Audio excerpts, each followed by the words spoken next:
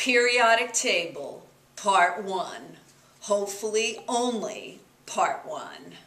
This is on this purple sheet right here that has the 1, 2, 3, 4, 5 standards. How to relate the position of an element in the periodic table to its atomic number. B, how to use the periodic table to identify metals, semimetals, nonmetals, and halogens. C, how to use the periodic table to identify alkali metals, alkaline earth metals, transition elements, trends in ionization energy, electronegativity, and the relative sizes. D, how to use the periodic table to determine the number of electrons available for bonding. And F, how to find the lanthanides and actinides, the transactinide elements, and know the transuranium elements were man-made. Ready? Take out your periodic tables. Okay, this should be done on a blue sheet of paper right now, right? Periodic table, blue. Ready? Here's your periodic table.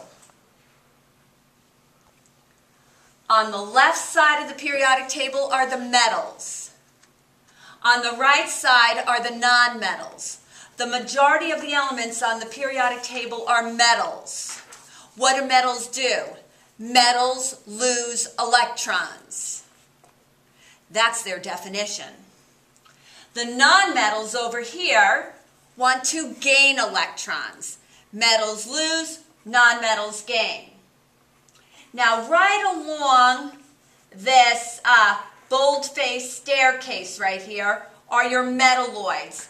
Metalloids sometimes act like metals, sometimes they act like nonmetals. Okay, so they're going to be touching that staircase right there. Now, let's take a look at some of these things right here. Up and down are called groups or families. Up and down. Groups or families. The group 1, right here, lithium, sodium, potassium, rubidium, cesium, they all have one valence electron. They want to lose their one valence electron. Their names are the alkali metals.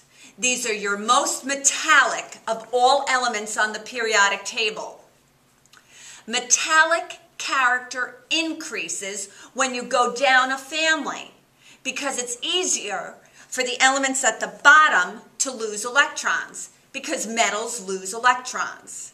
The group 1 metals are your alkali metals. Group 2 are your alkaline earth. Beryllium, magnesium, calcium, strontium, barium, radium. These are your alkaline earth metals. These also want to lose electrons. They tend to lose 2 electrons and have a charge of positive 2. Your alkaline earth metals are good, strong metals too, but not as strong as your alkali metals. Now these guys in here, these are your transition elements. Remember, they're forming compounds by losing electrons from their D sublevels. These are your colored compounds. Chromium can be yellow or orange. Nickel compounds tend to be green. Chromium tends to be yellow or orange. Copper tends to be blue. Okay? Now, let's skip over to these guys right here. Fluorine, chlorine, bromine, iodine. Those are your halogens. They are your most reactive nonmetals. They want to gain electrons. Your most active nonmetal is fluorine. Now comes these guys right here, your halogens. Nope, I just did your halogens. These are your noble gases right here. Helium, neon, argon, krypton, xenon, radon. These are not very reactive. Why are they not reactive? Because they have 8 valence electrons. Remember, every element's goal is to have 8 valence electrons. Everyone wants to look like a noble gas. Why is helium happy? Because helium has 2 electrons in its outermost energy level, and so it's very stable. It has 2 electrons in the first energy level. It's completely filled. Okay, so let's take a look at this right now. I drew a periodic table up here. Okay? Now, right here.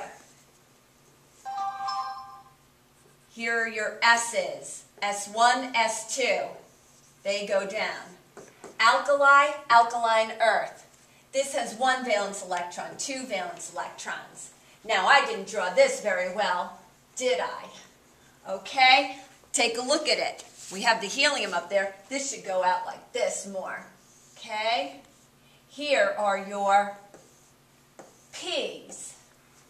P1, P2, P3, P4, P5, P6. Okay? Now these will also tell you how many valence electrons. Okay? Here, 1, 2, 3, 4, 5, 6, 7, 8 valence electrons. How many valence electrons do most atoms want? 8. That's why your noble gases, everyone wants to be a noble gas. They have their 8 valence electrons. Now in here come your D's. How many D's will there be? Well, there's 5 orbitals, each holding 2 electrons, so there's D1, D2, D3, D4, D5, D6, all the way up to D10. Remember? And then down here are your lanthanides and actinides, and they're filling your F sublevels. How many elements would be in them? Well, F has 7 orbitals, each holding 2 electrons, so 14 total F elements. Okay? Remember, here are your lanthanides, here are your actinides. Okay? The end.